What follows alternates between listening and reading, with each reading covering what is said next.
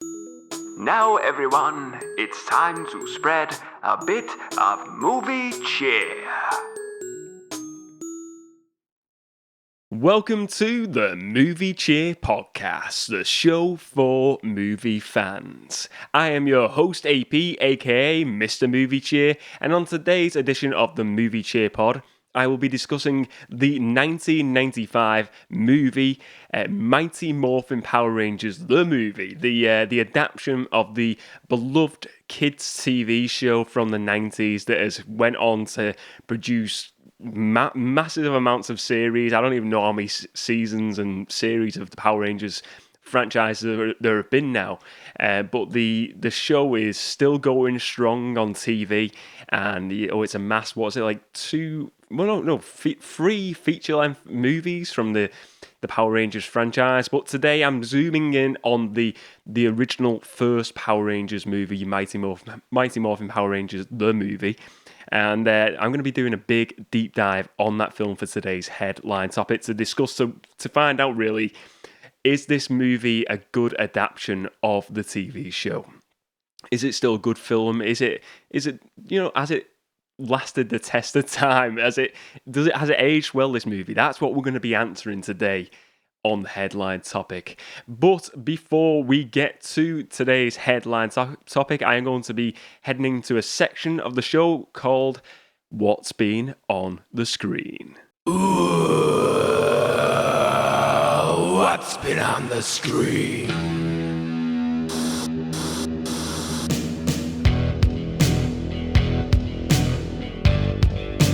The screen.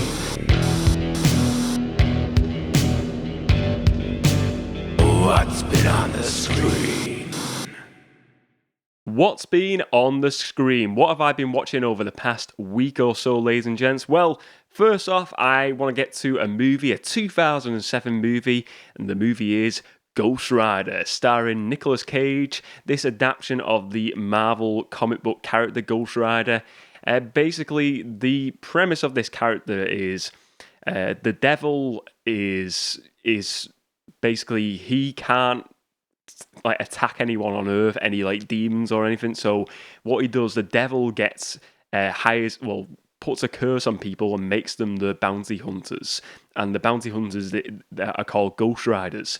And basically, Johnny Blaze, Nicolas Cage's character, obviously Nicolas Cage is the main character of Johnny Blaze in this movie, Ghost Rider. He makes a pact with the devil. He makes a deal with the devil to try and save his dad. It all goes wrong, and then he owes a debt to the devil then. But he gets the powers of the Ghost Rider, and then we see then the sons of the devil come to Earth, trying to make Earth basically hell on Earth and destroying the world. And Ghost Rider must protect us from the demons, from these devil's sons, who are trying to get back at Mephisto, the father, the devil himself. And so first, I've seen bits of this over the years. I don't know if I've seen bits of this one or the sequel, but never watched it through, from start to finish. And yeah, look, I'll be honest with you. Look, first off, it's not the best superhero movie in the world. I'll give you that. I'm not going to come out and say it's like a Dark Knight, anything like that. But I got to say, it was quite refreshing to watch a superhero movie that is not connected to a multiverse storyline. It's not got it's not a chapter in a story. Like I said, I love Marvel movies, but I do feel like the past few ones I've watched, they are kind of just stepping stones to the next big Avengers movie. Whereas I watch something like this, and I gotta be honest, I enjoy it a lot more because I feel like it's just a single watch. You can watch it in one go. You don't feel like this is part of the piece in a big jigsaw, a big puzzle. And for that reason, I think I enjoyed it a lot more than I probably should have for that reason. And there is definitely some really fun moments in this movie, but I think Nicolas Cage it's not Nicolas Cage's best movie. I'll give him that. It's not his best one. But he makes that role. He really does make that role as this daredevil. Johnny Blaze, he's this stunt motorcycle driver, and he does all these like Evil Knievel like stunts, like jumps the whole length of an American football field over like these helicopters that are going like whizzing around and stuff like that.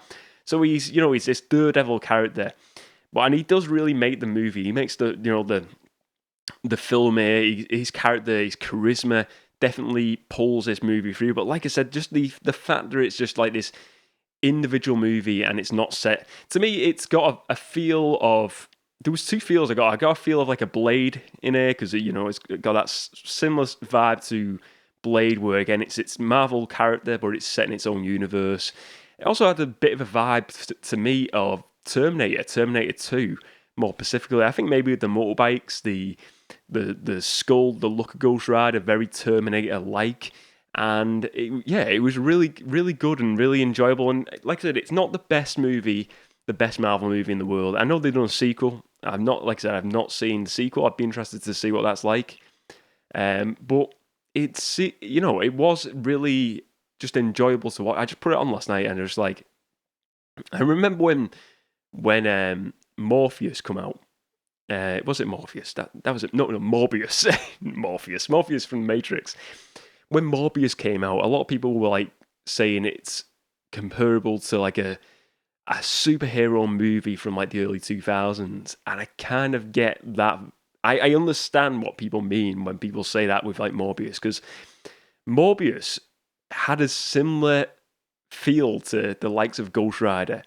And you know what? I think now, I actually didn't mind Morbius. I thought it was a decent movie. It wasn't the best movie ever, but I think if these movies are just like, they're so easy to watch, and I think I did get enjoyment out of this movie, Ghost Rider, and it makes me think more and more now, like maybe this is what Marvel should be doing. And I've read an article on this recently, or I've read like a Reddit thread where they were saying like, should Marvel do like an Elseworlds universe? And I've probably mentioned it on the podcast maybe. I do think it's starting to feel like that would be the better route for Marvel at this point in time, because it feels like they've done the big, huge cinematic story for long enough now, and it feels like maybe in the near future they need to go into that sort of like solo universe, or do a bit of both, do the big cinematic universes, but then do a few like solo movies of some characters that are set in their own single universe. And I honestly do think sometimes it really benefits the movie, because you're just focused on this one character, and you're not kind of focused on, this character's going to be linking up with this other character, this other superhero. Ghost Rider was like, it's like he's the only superhero type, supernatural type character that lives in this universe. And there we go. Just enjoy the ride. And yeah, I really did enjoy it. I thought, like I said, the stunts were all cool. The look, I think even the look of Ghost Rider was very cool. When he transforms and his face just all like melts, and then you see the skull that's on fire. A really cool look. The motorbike that turns into like this hellish type skull type motorbike looks amazing as well. So yeah, I really enjoyed the look of it. I think it's a really decent film, and for a film that is what was it like 16 years old now, it's a really decent watch if you've never seen it before. And if you like your Marvel movies, I think just go into this and just enjoy it for what it is. And like I said, appreciate the fact that it's a movie that's just its own thing. It's not linked to anything else, and you can really enjoy it for that reason alone a lot more, I think so.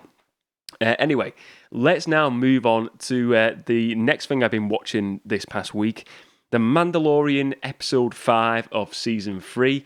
If you've not watched this episode yet, there is going to be spoilers ahead, so spoilers in 5, 4, 3, 2, 1. Spoilers ahead, ladies and gents. So this episode, it took place on a planet where Grief Karga is the high magistrate, his town, and basically they're getting invaded by the pirates that we've seen earlier on in the season, and then they're trying to get help from the New Republic. New Republic won't help them, and then the Mandalorians end up helping them after Captain Tava, who is the guy from, is it Kim's Convenience?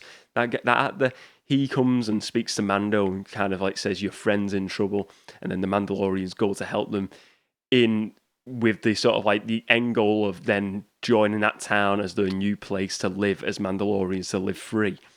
And it's I gotta say, this episode for me, this season has been a bit kind of like all over the place, and I don't know whether I've enjoyed it or whether I think for me it's because they're doing this like big Mandoverse now, and it's obviously a lot more expanding stories. I've not enjoyed it as much because it's not been a focus on like Grogu and Din Djarin, the Mandalorian, as much. I get it, they're opening the scope to make a larger Star Wars TV universe. But this episode I really did enjoy. I thought it was a really solid episode. Some of the standout moments was when all of the Mandalorians are dropping from the ship down onto the town to attack all the pirates. That scene was amazing. I thought that would just give me goosebumps, that scene. I thought it was great. The ship battles, again, they were really good. And I think throughout the season, there's been some great Earthlight battles with the ships. But there was just some really... I think this episode really has set up a few good things as well, and it really questions a few things for the future.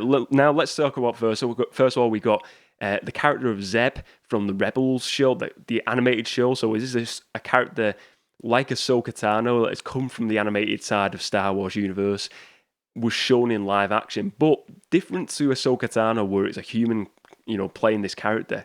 Obviously, Ahsoka Tano's not human; she has like big ears and big alien ears. But this character of Zeb from the Rebels show is kind of like an ape-like monster. I would probably explain him as. And they made this live-action version. And it's obviously all CG, but it really looks amazing. And I really enjoyed it. And I saw like the stuff on YouTube before watching the show, and so I knew in advance what it was. But I've watched a few episodes of Rebels now, and I really like that character. And I think the fact that they're doing him in live action, it looks like he's like kind of a part of this New Republic Rangers. I reckon he probably would have been a part of that TV show they were going to do with Captain Saver further down the line. But I imagine his character will turn up again with the Ahsoka Tano, obviously her series. He is more than likely going to be in that show, and I'm sure we'll see more of him probably throughout The Mandalorian as well. But yeah, that was great to see, and it really... it's cool seeing more of them characters from the animated shows brought to life in the the live action shows. I think it's really cool, and I think they really did a great job. They did it with the bounty hunter Bane, didn't they? In the end season 2 of was that Mandalorian or Boba Fett? I forget now. That was Mandalorian, wasn't it? Yeah, that was great as well. Cad Bane. But yeah, I think I like what they're doing there. I think that's really cool. Few things, at the end of this, we see that Bo-Katan takes off her helmet because the armor says to her, take off the helmet. And then she says, like, you walk both worlds. And then she goes up to all the Mandalorians with a helmet off, and they're all like, why has she got a helmet off? And then the armorer, who's the leader of this clan, says Bo-Katan is going to, unite Mandalorians from everywhere because she's, part of different clans, and they are then going to go and take back Mandalore. I do think at the end of season 2 of Mandalorian, it felt like Bo-Katan could go for a bit of an evil turn. I think she still might go for a slight evil turn in this show, but I do think she will come good. I do think, though, the Armorer is a character who is going to end up like to be the villain of maybe not this season, but a future season of The Mandalorian. It could be this season, but I feel like there is something to that character where you can't trust the Armorer. It's something about that character I just don't trust, and I feel like they're leading more to that, teasing that more of that evil Armorer vibe with that character. But at the end of the show as well, we see that Moff Gideon, his ship was attacked, and basically there is a Vespa, like Captain Saver does a scan of the ship inside, and they see Vespa sort of like markings or something. So they think a Mandalorian has helped Moff Gideon escape or has been in that ship at some point. So that kind of like brings up the theory, is there another character? Is it Sabine Wren in the show? Because she has like a Mandalorian armor. She's Mandalorian as well, isn't she? Because is she related to Bo-Katan? Is she a sister or the I'd have to be honest, I'm not 100% sure on the connection between them characters. I'm pretty sure that they're sisters. I may be wrong though. But is there that story, or is there like an evil clan of Mandalorians potentially set up by the armorer to help Moff Gideon escape, or is this something to do with Thrawn? Who knows? I think there's a lot of questions, but I think it was a really solid episode that offered a great, feel of action in it, a great story in it, and yeah, I really enjoyed this episode. I thought it was a solid episode of The Mandalorian, and it made me really excited for the next episode now. I'm really excited because we see at the end of this show that the Mandalorians and the town people are all united, and they are taking in Carl Weathers' Grief Cargo. He, welcomes the Mandalorians to this town, and I thought it was a really good show. So, I really enjoyed this episode, and I think it was one of the best episodes of this season so far for me, definitely. But that's what's been on the screen this past week, ladies and gents. Let's move on to today's headline topic. The Movie Cheer Podcast presents the headline topic for the episode. Remember to spread a bit of headline topic.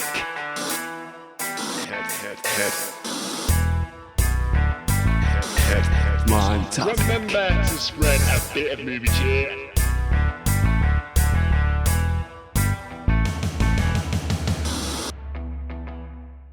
So today's headline topic, Mighty Morphin Power Rangers, the movie, the 1995 release, directed by Brian Spicer. We are going to dig deep on this one. Is this movie a good adaptation of the TV show, the popular TV show? Is it a movie that has aged well from 1995? Does it still look good? Is it still a good feel to this movie? Let's dive into it. Let's dig deep and dive into this one. So, basically, the plot summary of this movie, let's get to that first of all. It's not an origin story. The Power Rangers already have their powers. And, obviously, spoilers ahead, but it's a 1995 movie. But they are then brought up against a new threat of Ivan Ooze. Ivan Ooze is a character that is a monstrous ooze-like character, purple villain. He's got purple, alien-type features. And he's awakened by Lord Zed and Rita Repulsa, and then he is tasked by them to destroy Zordon and basically everything, all of Zordon's legacy, aka the Power Rangers. Ivan Ooze, he gets into the command center somehow and he destroys Zordon, or basically leaves Zordon with a last bit of breath, a last bit of life. But with Zordon, the command center destroyed, the Rangers lose their powers. Then they must go on. Alpha 5 sends them to a mysterious planet on the other side of the universe to try and find this great power that can, bring back the Power Rangers' powers, because they lose the powers to the suits. And hopefully, this can help them to save the world against Ivan Ooze and all of the evil. And that is the story, in the end, they end up getting the powers back. They go to this mysterious planet, get the powers back. They get the powers of the ninja in this. So we see an origin story of how they get their ninja powers and the ninja Zords. And then they return back to Earth, defeat Ivan Ooze, and hey presto, they save Zordon, save the command center with the powers, and everything goes back to normal, and they have saved the world, and it's a happy day, happy story, and the Power Rangers have been successful again. That is the plot summary of this movie. So, let's talk, first of all, honest opinion of this movie.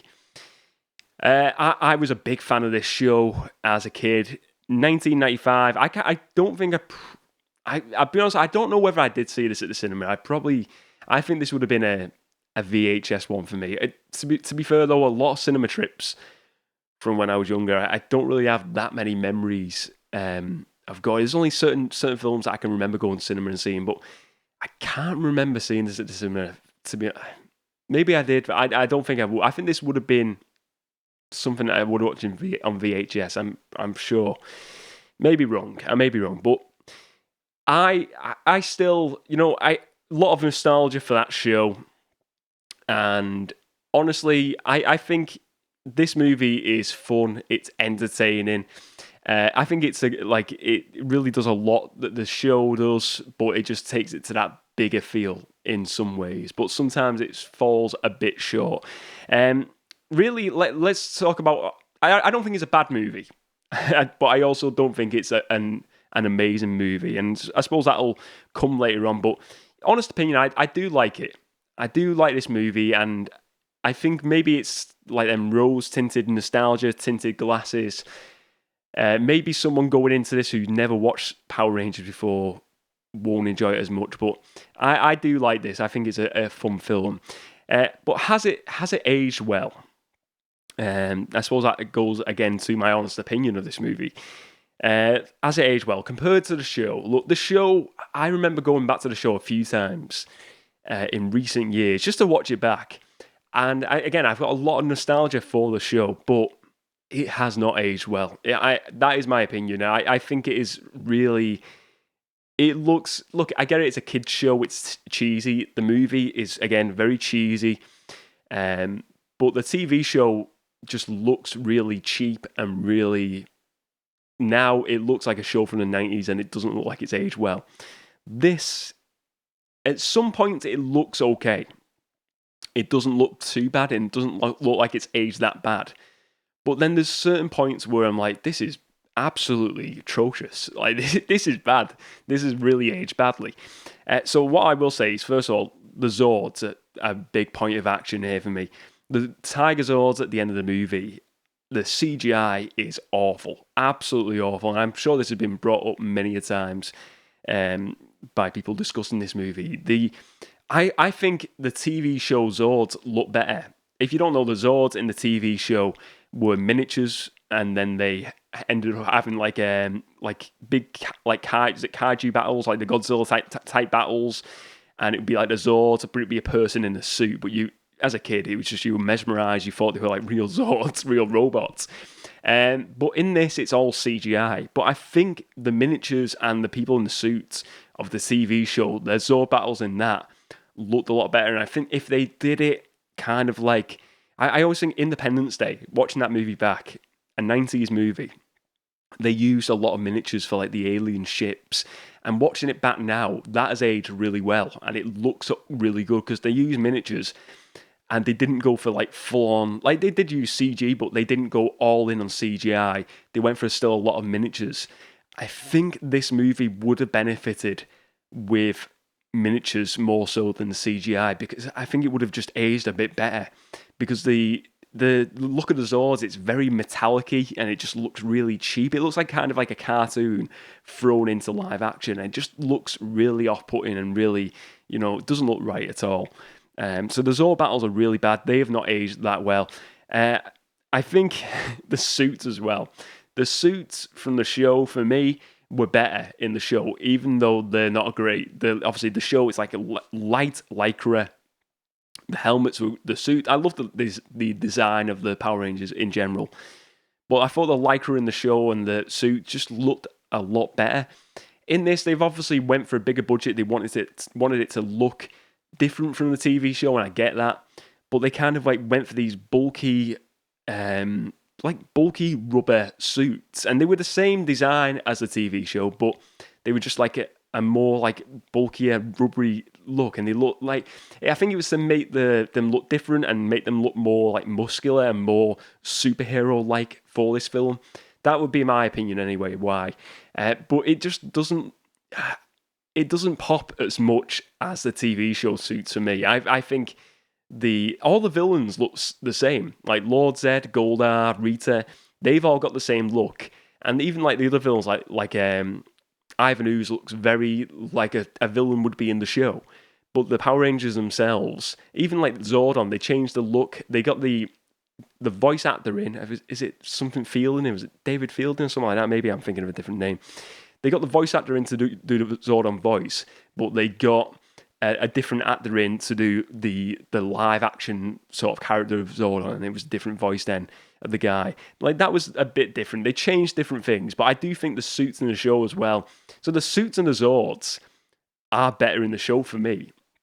And I think the Zords is just a big one where they just really let down this movie, and that's where it comes into question. Has this movie aged well? For them sort of scenes, I think no. I think, and that's a really big part of the movie. Them scenes with the Zords. The Zord battle is the big end battle. That is a part of the movie that doesn't age well. Again, this is a movie that is very comedic. It's a kids show going into a movie, and it's got a similar vibe. For me, it's very much like an Adam West Batman, and with even with Ivan Ooze, his villain for me is very Jack Nicholson Joker-esque. So it's got like a big vibe of like early Batman, and then Tim Burton's Batman as well, mixed into this Power Rangers movie. It's cheesy, but it is what it is. That's what Power Rangers is. It's not like a rated R property. And maybe it would be cool to see that in a live action form. We had that short film a few years ago, but that is not what Power Rangers is. So you've got to accept it for what it is, personally.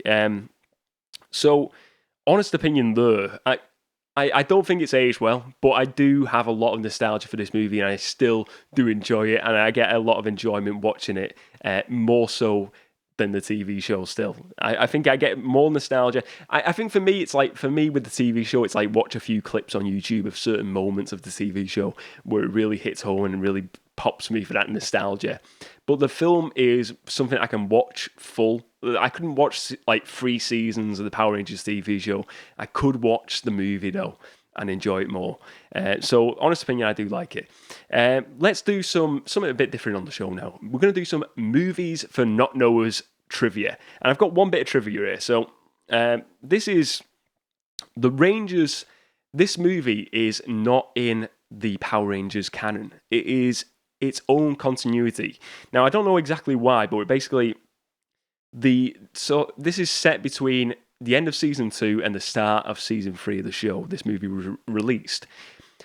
In season 3 of Power Rangers, Mighty Morphin Power Rangers, the Power Rangers get their ninja powers and ninja zords a different way from the film. And they kind of forget the events of the film. So they get the powers via Ninja, this like blue robot-like type character in the TV show, whereas here the Rangers go to this planet and they see this sort of like Xena light warrior princess character called Dulcia, who puts them on the path to get the great power from this sort of this ancient rock.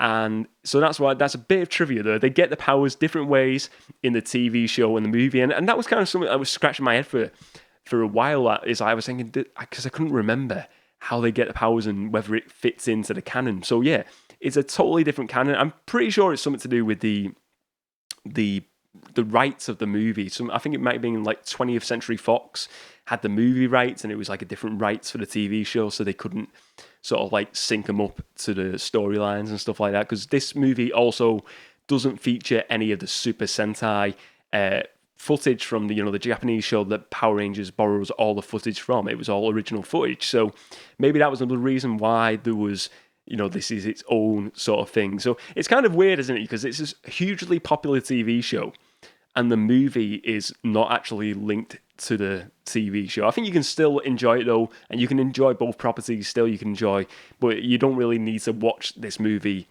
to enjoy the TV show. It's kind of just like an added extra of Power Rangers goodness.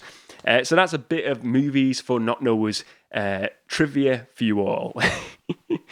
So let's talk about now the favourite moments of this movie. I think for me, the opening scene, the skydive that is set to Higher Ground by Red Hot Chili Peppers, the cover of the Stevie Wonder song. That song is a killer song. It's awesome.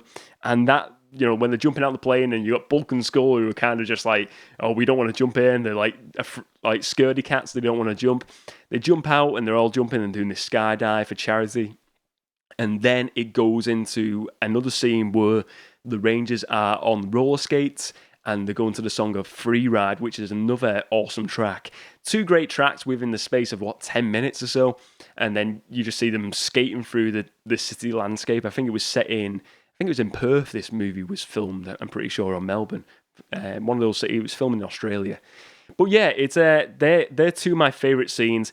Another scene that I really, really do enjoy as well, it is when Ivan Ooze brings up these like monster characters made out of Ooze, these henchmen, and the Rangers are suited up for the first time. Like they do, it's morphin time, and then we have this big battle. And there's a like this like 2 to 3 minute action scene, over the top action scene, over the top martial arts. Power Rangers taking on these villains, and the music in the background feels very much like Streets of Rage. It reminds me of Streets of Rage. The music, it's very like 80s synth pop. Well, not, I wouldn't say even synth pop, like synth wavy sort of like vibe to it. The music, and I really enjoyed the music in the background. I was thinking, what's that remind me of? And it reminds me of Streets of Rage. It's just got that feel to a Streets of Rage sort of thing. I don't know if you feel the same as me, but listen to the music on the scene earlier on in the movie, whether you think it's got a Streets of Rage style to it. But yeah, I like that scene. Again, the over-the-top fight scenes just throughout this movie are always fun to watch. And I think that is a big part of the movie. There's a ton of fight scenes here in this movie throughout, different scenes when they get to the planet, at the end of the movie, the start of the movie, when they got the ninja suits on. But the fight scenes are always over the top, big, crazy jumps, crazy kicks, crazy punches. And it is just a pleasure to watch it. It's really entertaining, and I really enjoyed it. But yeah, so they are some of my favourite scenes. And I think, there's one other scene I'd like to discuss, and it's the end scene where the end scene of this movie where they are reviving Zordon. And Zordon is on his deathbed.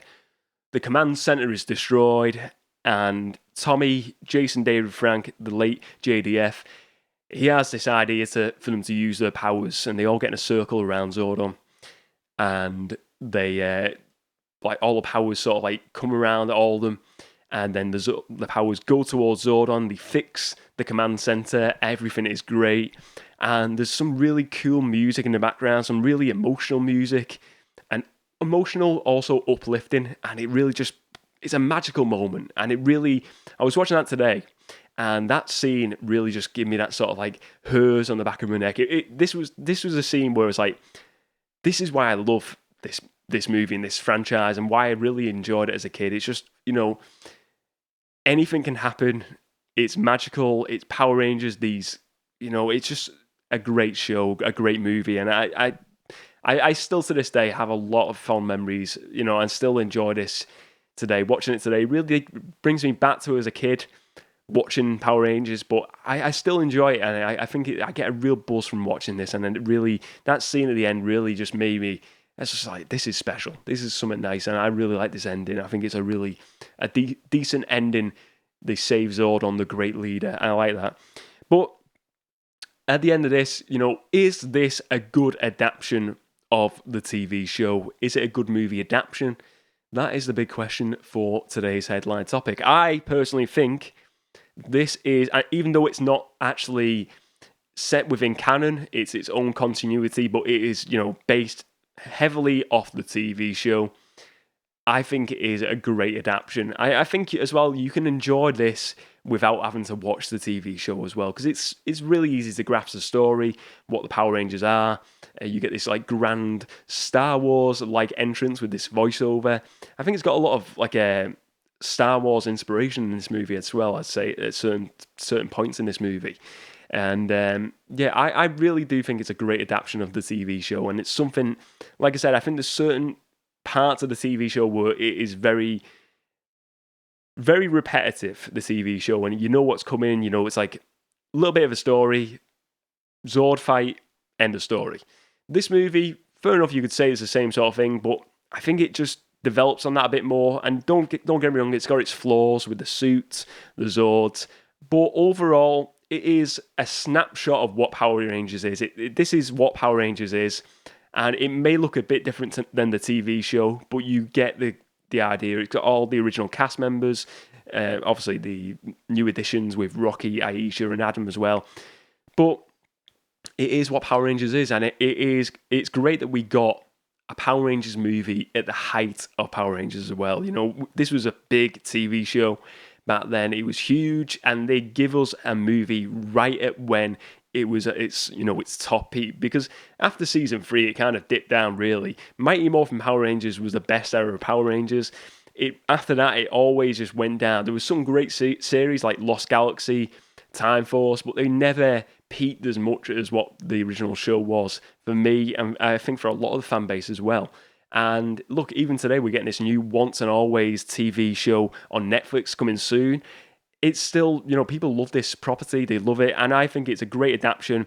It's a fun movie, it's entertaining, and it's well worth the watch. But let me know what you think of this. Is it a good adaptation of the TV show Power Rangers? Let me know your thoughts, ladies and gents. Now, let's move on to the next segment of today's show. Case covers take on other case covers. Can you handle that? Case cover collision. Case cover collision. Case cover collision. Each and every week I choose a different movie and look at the different case covers for that movie and put them up against each other to find out which one is the best and which one is the winner of case cover collision.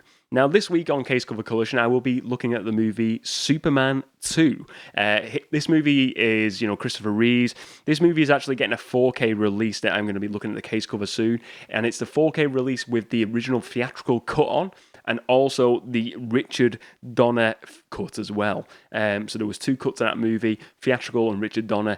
And I believe the Richard Donner was released a few years later, but they're going to be putting both of them on one release for the 4K, and we're going to be looking at case cover. But let's just talk about these movies. Look, I do like the Superman movies, but this movie doesn't kind of hold a lot of memories for me. But I think the first 2 are definitely the best ones. I think like 3 and 4, I've watched them all, but I've never been a massive fan of the later ones. So this one is a good movie. I've got to be honest with you, though, I couldn't even tell you for the life of me which cut I've seen. It's got to be, I've got the DVD back here, and I imagine it's just like the original theatrical cut of this movie. So it'd be interesting to see what the huge difference is with the Richard Donner cut and see if it's, if it feels like a different movie watch, and watching them both side by side. So it's I think Christopher Reeve was a fantastic Superman. He just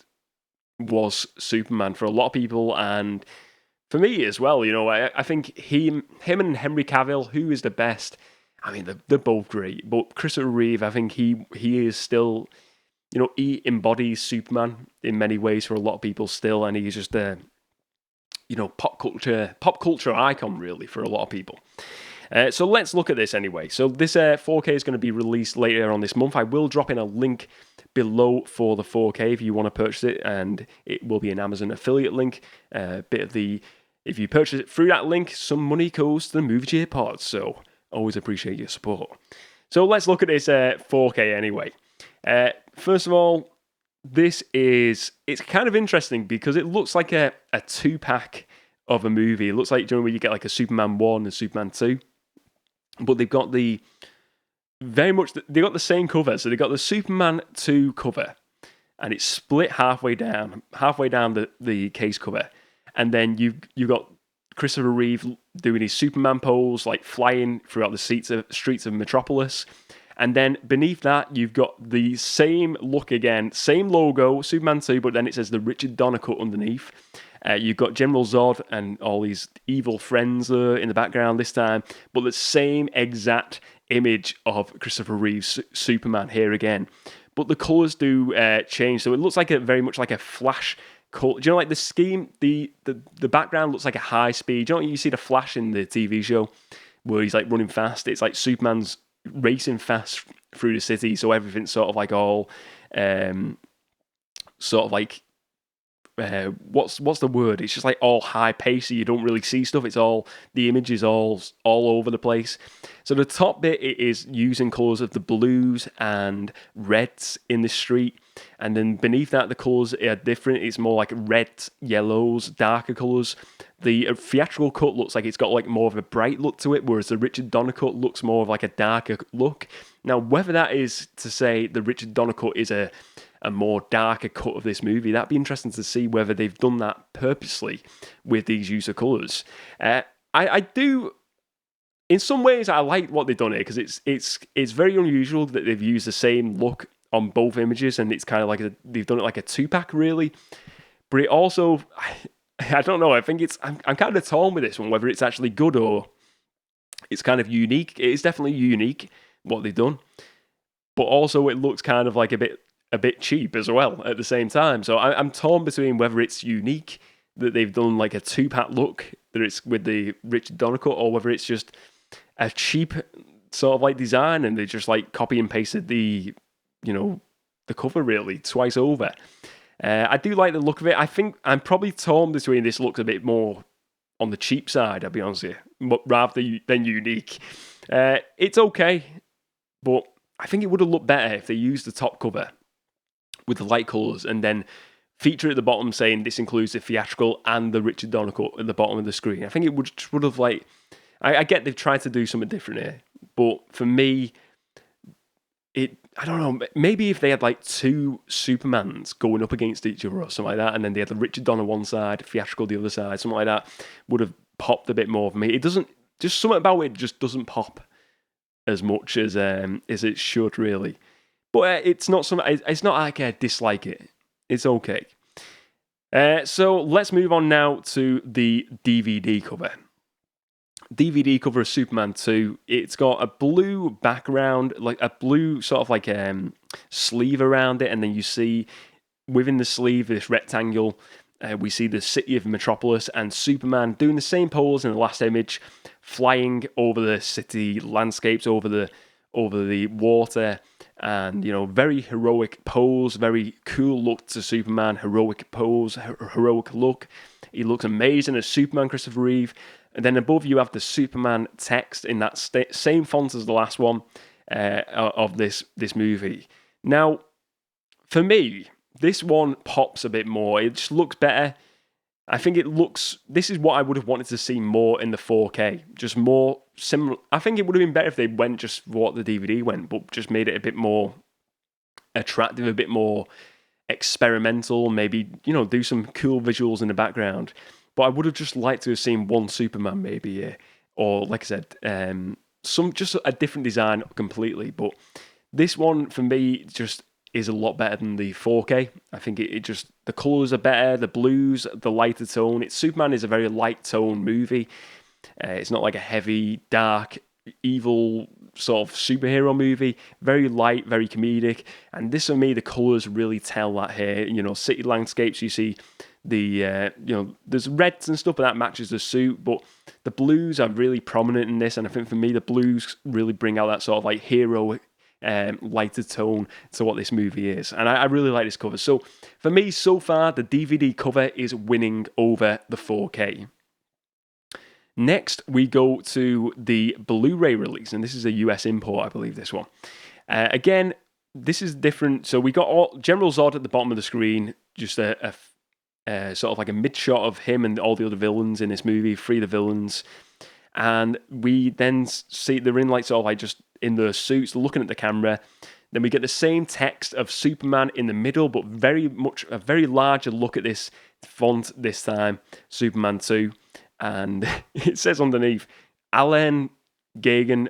No, this is definitely not. Hang on, this is not a US import. This is not a US release because I don't know what this is. I have no idea which release this is now. I'm looking at. It says, is that French? Maybe this is like a French or a German release. I reckon it's like French or some of this.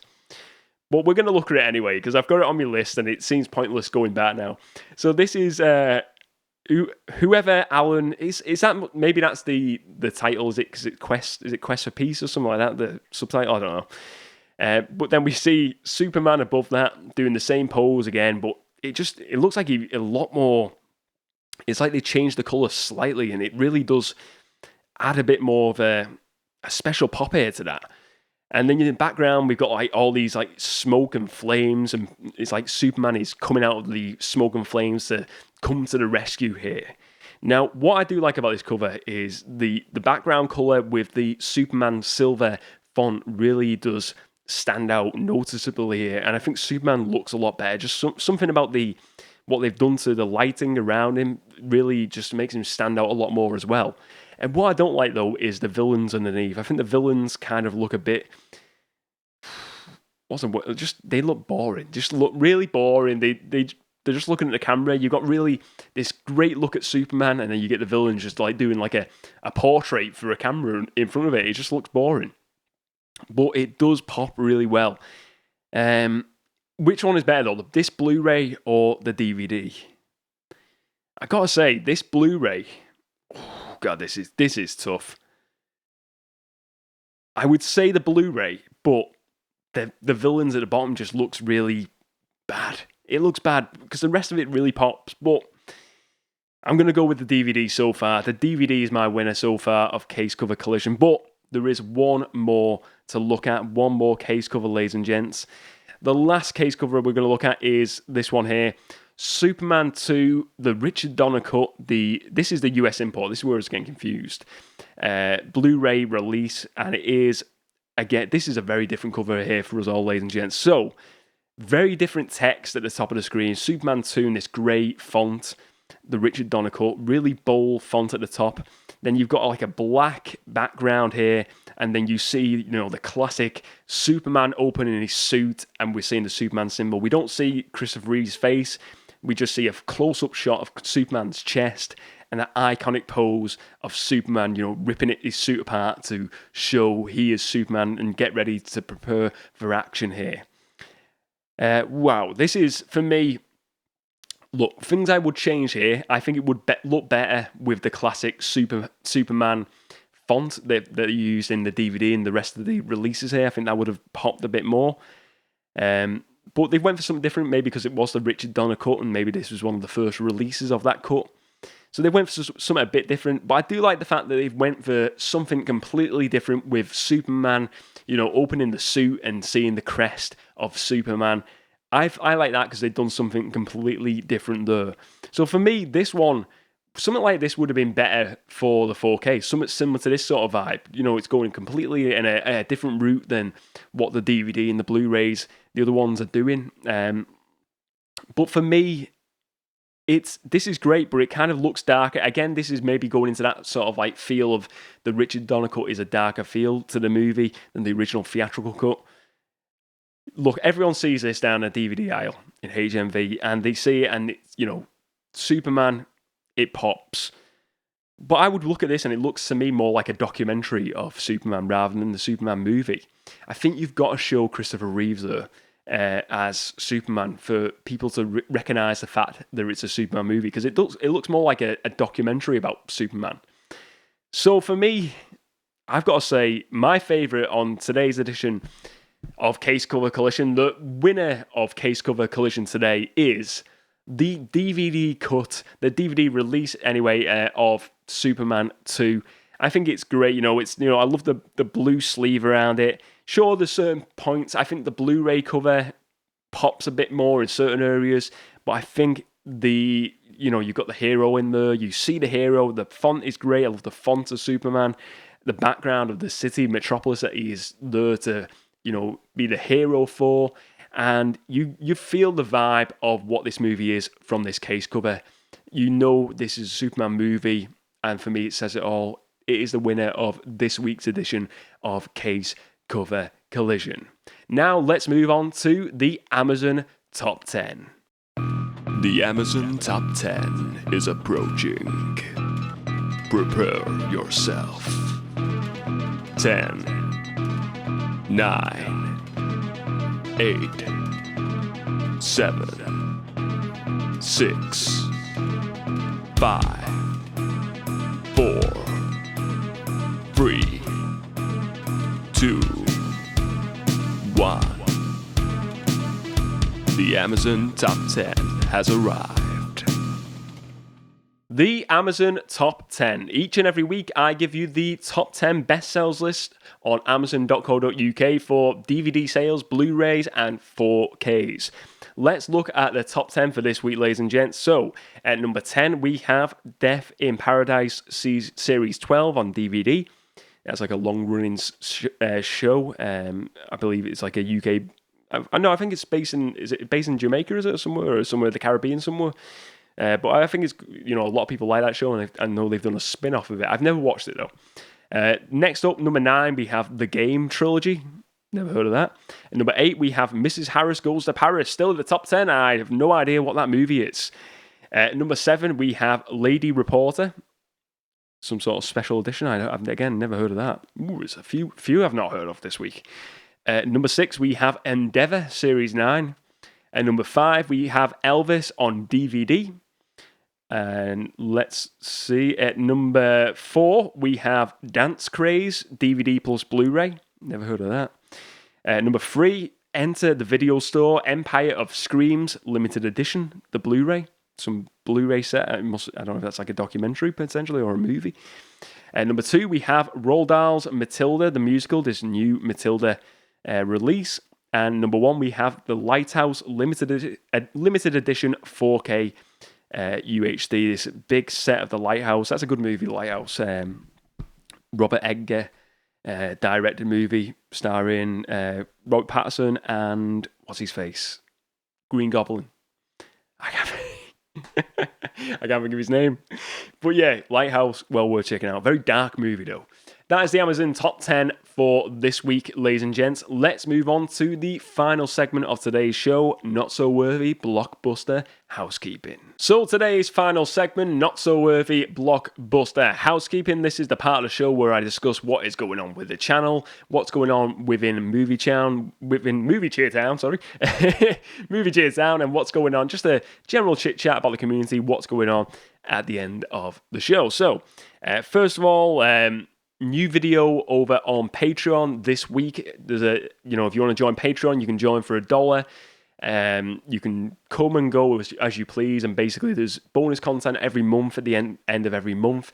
Last month it would have been. It was a Patreon video of movies based on TV shows discussion, where I was just doing a big discussion, very similar, to what today is, comparing TV shows and the movie adaptions of TV shows, and really enjoyed that, just having a little discussion about those different properties. And yeah, it's Patreon. There's loads of bonus podcasts on the bonus videos, tons of bonus audio commentaries as well. If you want to join, if you want to get a bit more of Movie Cheer Town content, go on Patreon, ladies and gents. Well worth checking out. What else has come up this week? Well, I had the video last Saturday. Like I said, at the end of every month now, I'm aiming to do, instead of a podcast episode, a different type of video. And I did the video, should you buy a DVD player in 2023? I'll say I did a video on this topic, I think it was 2020. I think it's 2020 or 2021 now. A few years back now, I did this sort of video, should you buy a DVD player? And I felt like I didn't want to do it every single year, because it's a video that gets a lot of views for the channel and brings in, I'm sure probably brings in more people to get more eyes to find out what the podcast is all about.